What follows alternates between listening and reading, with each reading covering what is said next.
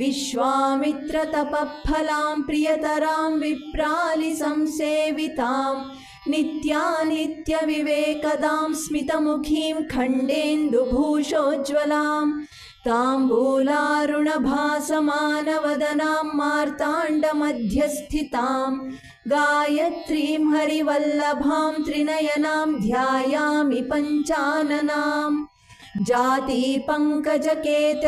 कुवलयैः सम्पूजिताङ्घ्रिद्वयां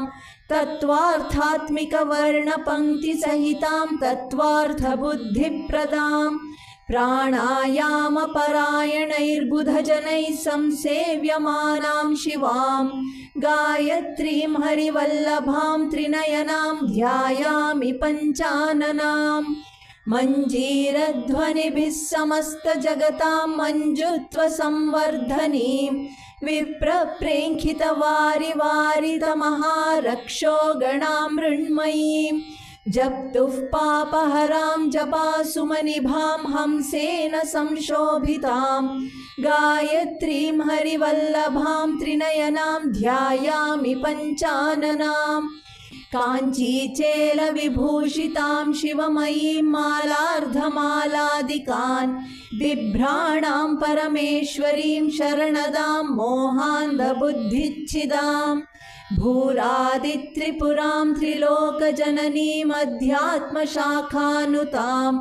गायत्रीं हरिवल्लभां त्रिनयनां ध्यायामि पञ्चाननाम् ध्यातुर्गर्भकृशानुतापहरणां सामात्मिकां सामगां सायङ्कालसुसेवितां स्वरमयीं दूर्वादलश्यामलां मातुर्दास्यविलोचनैकमतिमत्खेटीन्द्रसम्राजितां गायत्रीं हरिवल्लभां त्रिनयनां ध्यायामि पञ्चाननाम् सन्ध्यारागविचित्रवस्त्रविलसद्विप्रोत्तमैः सेवितां ताराहारसुमालिकां सुविलसद्रत्नेन्दुकुम्भान्तरां राकाचन्द्रमुखीं रमापतिनुतां शङ्खादिभास्वत्करां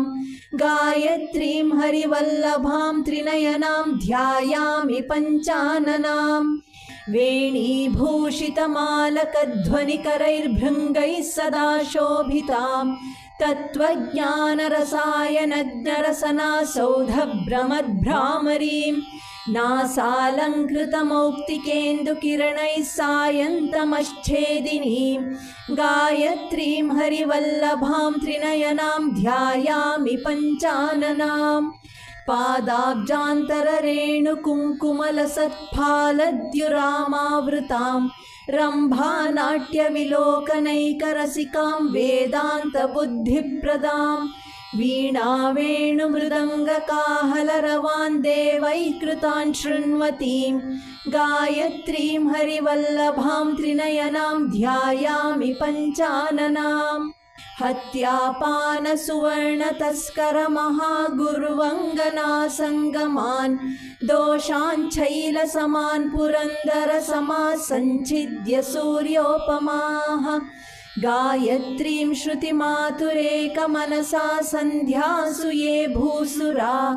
जप्त्वा यान्ति पराङ्गतिं मनुमिमं देव्याः परं वैदिकाः इति श्रीमच्छङ्कराचार्य विरचितं श्रीगायत्री अष्टकं सम्पूर्णम्।